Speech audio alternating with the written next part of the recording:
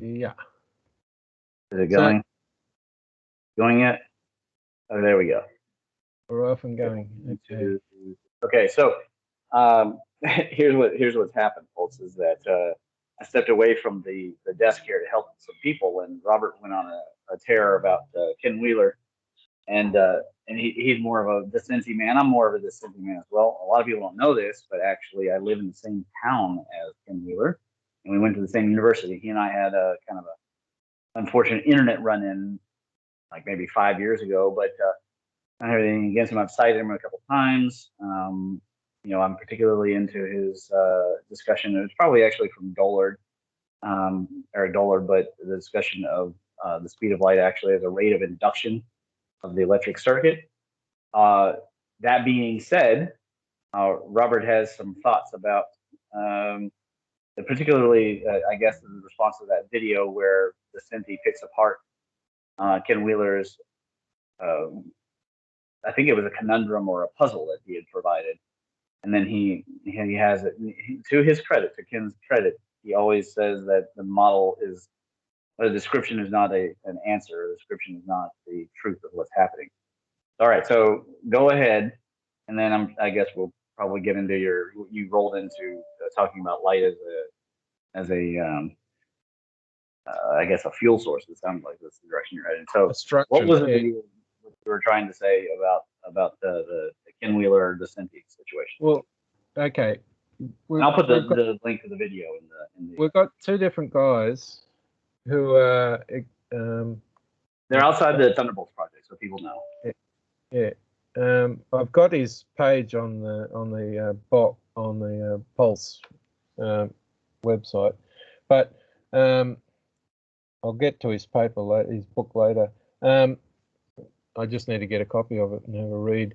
But what occurs in discovery of weird phenomena is that someone will come along, do an experiment, something weird will occur, and that'll get them thinking a completely different way than they used to, and then they'll think that their discovery explains all the phenomena, and I call it the wow factor distraction.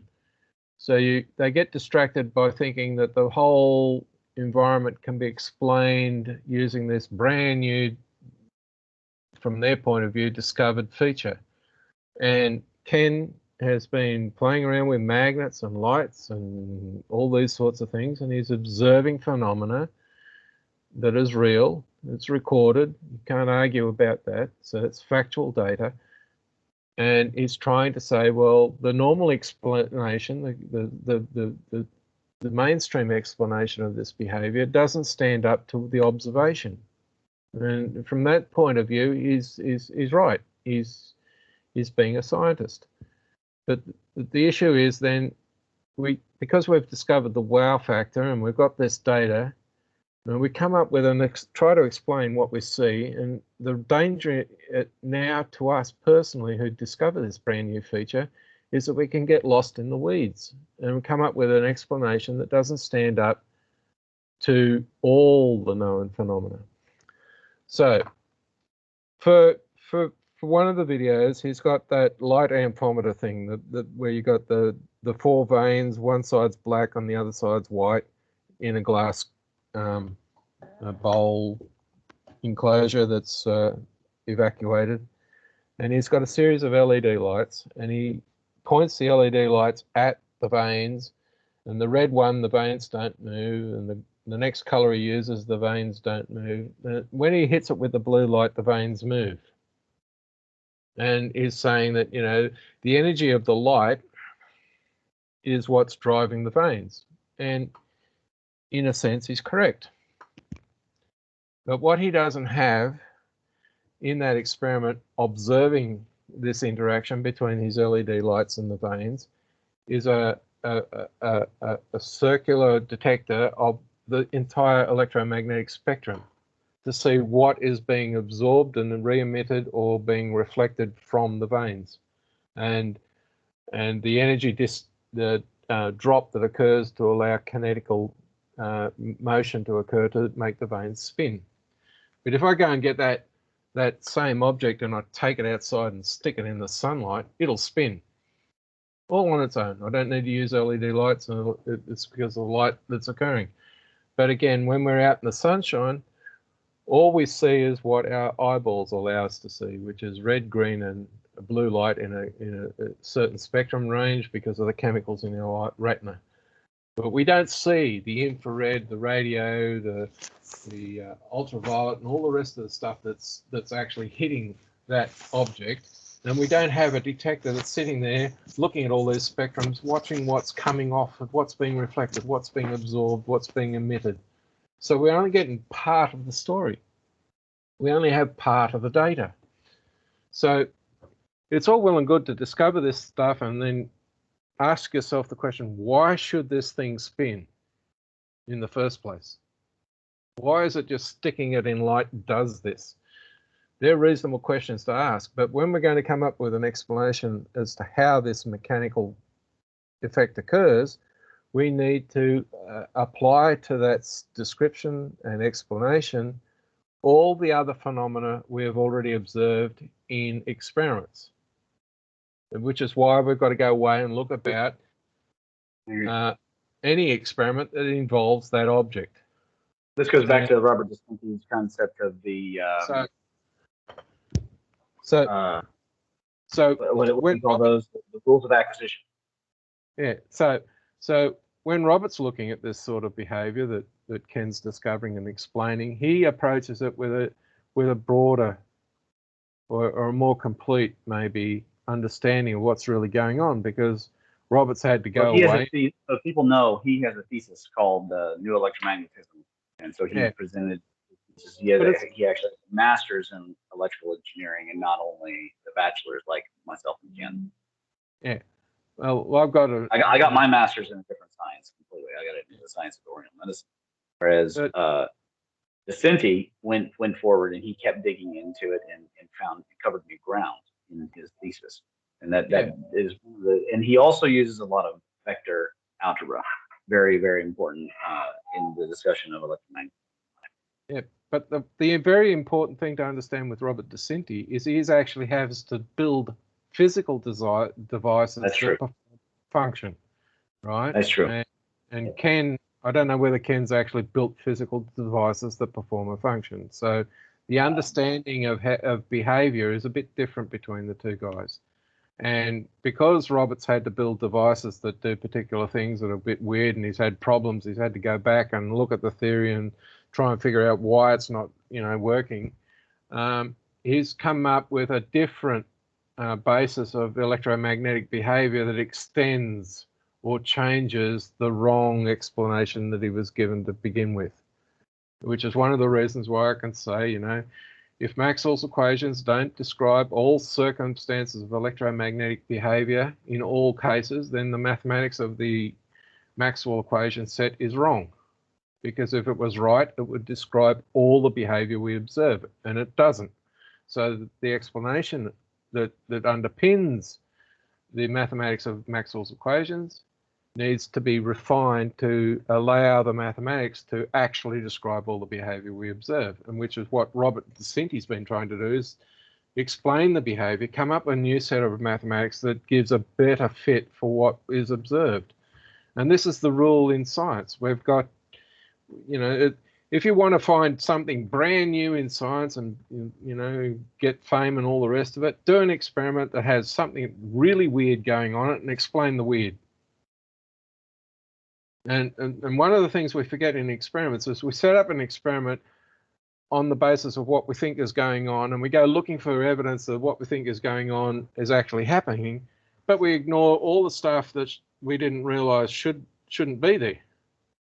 And it's in explaining what the stuff that shouldn't be there that we're going to have new discoveries. Our understanding needs to transform. The model needs to change in order to explain what is actually observed, the stuff we expected and the stuff we didn't expect. And someone is no longer an expert in anything the minute they say, that's impossible, it can't happen, when the damn thing is there showing you that it does happen. That this is the surprise element. Well, I don't think Ken was saying, go back to the brass wheel. I don't think he's saying that it can't happen. He's saying that the mainstream cannot explain what's happening. And then he's giving an explanation, but then Distinti comes in and says, well, it isn't so much that the mainstream can't explain it, it's that the mainstream model wasn't complete, and so I've completed it. Now here's an explanation to answer your puzzle. Because it seems like Ken likes to live, and I'm just being honest here, he likes to live in the same realm of whimsical Tesla mysticism and Newtonian mysticism that I like to live in. But the difference is that I like to straddle with the factual reality of what's happening. I don't know how much of an influence that is Eric Dollard. I know that Ken also read Steinmetz, and Steinmetz and Heaviside are his two of his holy trinities there. And so in this case, I wonder how much he is predisposed towards fantastical explanations. For me, I'll be honest, as I was going through acupuncture school, I became very susceptible to the string theory, supersymmetry, Brian Greene stuff. And I saved myself from the Nassim Haramein when I started noticing that he was wrong about this and wrong about this, and then I could prove it. And it's very difficult for people in the alt stream to notice the difference in credibility level. Robert Distinti, to me, he's far more credible as far as his modeling. And, I may have paid the money to print out Ken's book at FedEx and everything, but the fact is, if there were two books set out and I had to choose, I would choose Dowdy and Crothers over I would choose Hawking. And in this case, I would choose Distinti's thesis over Ken Wheeler's book if I had to choose from the two. It does not mean, though, that there is nothing powerfully, in terms of the MIMS, powerful MIMS coming out of this mystical inquiry that he's providing. But I do agree with you there. There's a danger of the wow factor leading to a perpetual mystery that you're not allowed to solve. And I see this really common in the alt stream archaeological community. They don't like having the electric universe answers, because then they have to give up on the possibility of that aliens did it and the death cults and all that stuff. And it's very frustrating as a scientist to deal with in the alt stream community, in my opinion. Yeah, the wow factor leads to another problem, which is I want to believe that it works the way I think it does, and therefore I will ignore anything that might place my belief in jeopardy. And we've seen that throughout history. Galileo was put under house arrest because his explanation was too much for the guys who wanted to believe that their explanation was correct. Bruno, the astronomer priest Bruno, was boiled in oil because his theses about life on other planets and all the rest, and the fact that they existed, was beyond the belief capacity. The people who believed that the Earth was the center of the universe and there was nothing outside of it in terms of life, were not prepared to give up their beliefs with the possibility that their understanding was incorrect. So one of the things we've got to be careful of as scientists is letting our desire for something to be the way it is changing and allowing us to defraud ourselves, delude ourselves into ignoring evidence that we don't want to accept. And we see this all the time. Platonic cosmology is littered with this stuff. The flat Earth is easily proven wrong with just simple optical physics and a few other bits and pieces. You don't need to go around too hard to disprove that the Earth is not flat. If the Earth was flat as it is diagrammed, then why are the oceans still got water in them, and why is there still an atmosphere over the planet? So it won't work. The model doesn't work. You can do mathematics and all the rest of it to support your theory and describe the motions of everything around it, if you really want to believe that the world is flat. But there are other things that occur that show that the theory itself just doesn't stand up, and we've got to be prepared to accept the fact that we're wrong. And if, you know, I've come up with a speculation about how matter structure is built. Now, if I'm wrong and someone shows to me how I got it wrong, then I'm going to have to accept it. I can't just walk off and say, oh, what you're telling me is rubbish. That's not the way it works. One of the risks that you have as a science investigator is the fact that somebody is going to come along, maybe in your lifetime or after, and show that all your thinking was, you know, misplaced and not right, and that fundamentally you got it wrong. And that's the risk. But we're not going to advance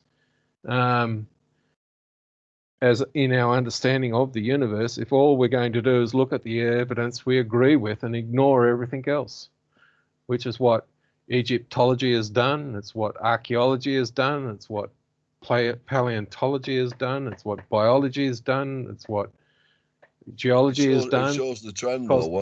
Once people have set up a firm little industry for themselves, they don't want to change any longer, do they? Yeah, well, they want to get their pay packets, you know. Totally. And I think and Egyptology illustrates it. So does astronomy. They're all little clubs, aren't they? They're little academic clubs, and they get a job for life if they're. They're not the only ones, right? It's clickbait territory as well. You know, Ancient Aliens are successful because it's promoting an imagination process that says, oh, that could have been done a different way. Maybe the aliens came along and helped us. But we have mythology in our own cultures around the world that says we humans used to fly around in vehicles that flew in the air, and there was the war in the gods, which we saw happen in the heavens around the earth, where, you know, the city of Dwarka was whacked with bolts of lightning from the sky, and the Mahabharata describes an iron rod that carries the destruction of the universe on its heel. And if you read that description that was done in the 1880s, 60 years before the nuclear bomb went off, and you look at the way that's described, and you look at what the video of what's been released with the Trinity explosion, you see these two things mapped straight on top of each other. And that means that sometime in the past, somebody on this earth saw that nuclear blast and described it as it actually happened. And now, thousands of years later, a guy in Britain in the 1880s translated it and said, this is the ravings of a lunatic Hindu priest. And then 60 years later, bang, off it goes. Built another. Yeah. Robert Oppenheimer. Well, you've gone off.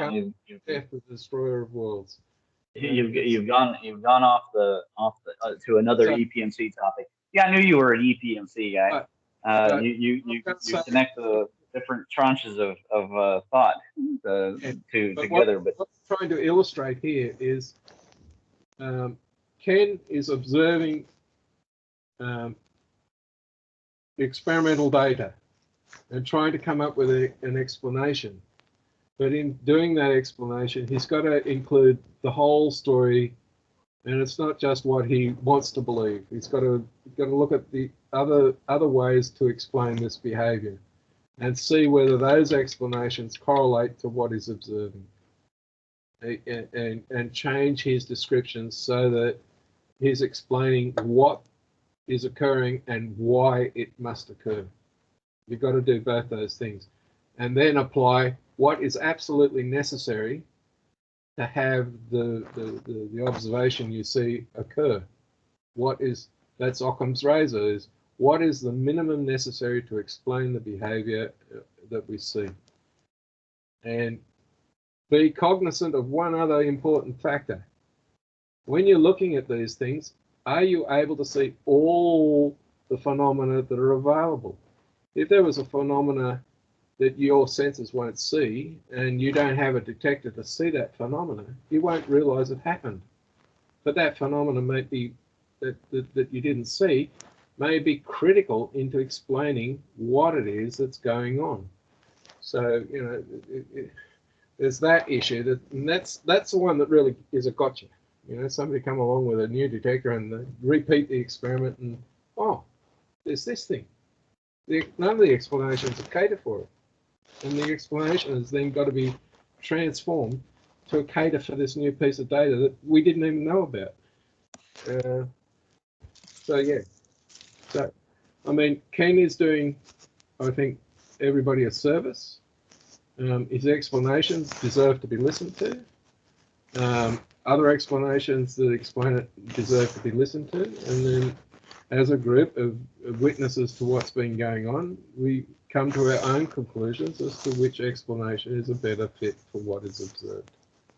And that is what science is all about, trying to come up with a better explanation for what it is we observe and a better explanation as to why that observational effect that we see has to happen. And a lot of science fails to do those two things. And that's the end of Ken and Robert. That's the end of Ken. I'm sure he'll be happy to know that. But you know, it's still worth listening and observing. Of course. What he does, you know, because he'll do some other experiment that'll expose something else that's not been realised, and it needs to be properly explained as well. And it's hubris to claim that, you know, I as a finite being has got the infinite knowledge necessary to explain what I observe. You know, we're right. infinite beings. We don't know everything. So, you know, our explanation could well be totally wrong. You know, Robert could be totally wrong. Ken could be totally wrong. Well, I doubt he's totally wrong, but I would say that the answer is, you know, his description of the first eddy off of the main Maxwell's equations, it could be continuously, just like Newton's summations. You can always add another eddy or more precise, but eventually you get down to a case of diminishing returns in terms of doing calculations, because after all, you start getting to the quantum distance, and it's just like semiconductors. Eventually, you're beyond the apparent ability of the universe to be perfectly smooth and analog, and then you get down to the digital graininess, is what they call it, the graininess of things, and so there's no longer a need to simulate any more eddies. However, probably the one extra eddy that he's provided, or in some cases, Distinti's provided two additional eddies, like particularly when he does this new relativity, he provides extra descriptions of energy. And all these calculations, though, the downside is he's willing to write the software, but you scale that up, and it's going to become a problem of calculation eventually, at least at the stage that we are now. Once we have quantum supremacy, true quantum supremacy, it won't be a real problem in calculation. It'll just be a problem of who cares, you know, because we're already getting to the point with the current mathematical models doing a pretty good job of simulating, you know, hydrodynamics, thermodynamics, and magnetic hydrodynamics. So, you know, will we really need that kind of specificity in the model?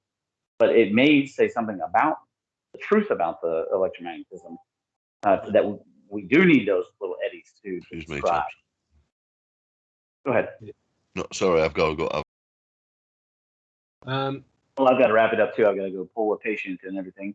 But does anybody have any other final thoughts? We'll just make this one short. But the one thing that I wanted to go to is that our assumptions that drive our theories need to be checked against the observed data.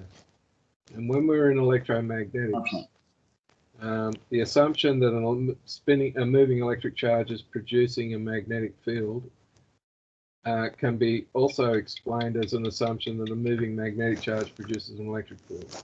Oh, yeah. You've covered this ground before, so I don't want to do all this. This is important to Maxwell's equations, and we've got to be careful about, you know, observing something that we expect to see and ignoring what we don't see, and never going back and checking whether our assumptions stand. And I agree with that.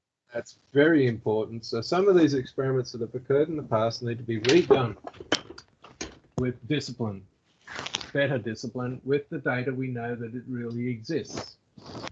And when we do that properly, we'll discover that Millikan got it wrong with his oil drop, and Ampere made a mistake, I think, in his assumptions. And these things have a fundamental impact on the speculations that require them. And if the assumption is shown wrong, then the speculation needs to be transformed. And we need to come up with a better description. And on that note, I will wrap this one down. Yeah, and I thought that was a good short. You know, people can form their own opinions. They can go visit the guy's channels. I'll leave descriptions. And yeah, it was a good discussion overall today. Let's stop here.